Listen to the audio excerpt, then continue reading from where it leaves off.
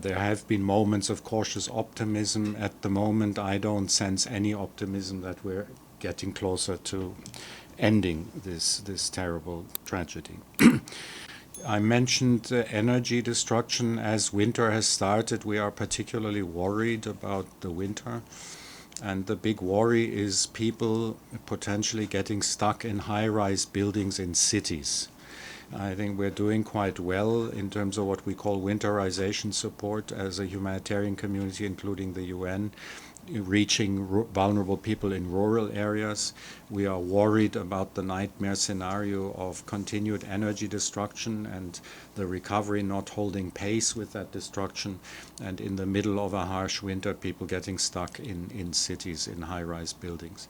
We've had an example of this a few weeks ago in Sumy Oblast, Sumy region, where a city of 40,000 people was cut off for several days, and this was getting critical. The authorities were starting to think through evacuations of those people. Fortunately, that was avoided, but the nightmare scenario, as we are in middle of winter now, is as it were, a catastrophe within a catastrophe.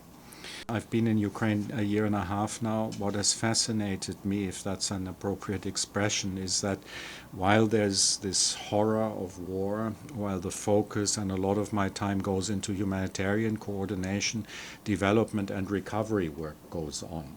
Kherson itself, the governor told me every day there's been shelling this year, not a single day in 2025 without shelling. Above ground, it felt like a desolated place, empty of people, not much life, compared also to previous times. Then they took me to an underground maternity ward, rebuilt or built with European funding and the WHO colleagues involved. And you couldn't experience a starker contrast. Above ground, the horror of war. Below ground, in the same place, helping women give birth to new life. And it sort of characterizes the defiance of the Ukrainians. Interesting, innovative work of combining humanitarian demining with agricultural recovery. So again, in the middle of war, NGOs, government, UN support are demining agricultural fields, and then the UN, FAO and others, WFP, are helping farmers back onto their land. So there is this hope that is being kept alive of a better future.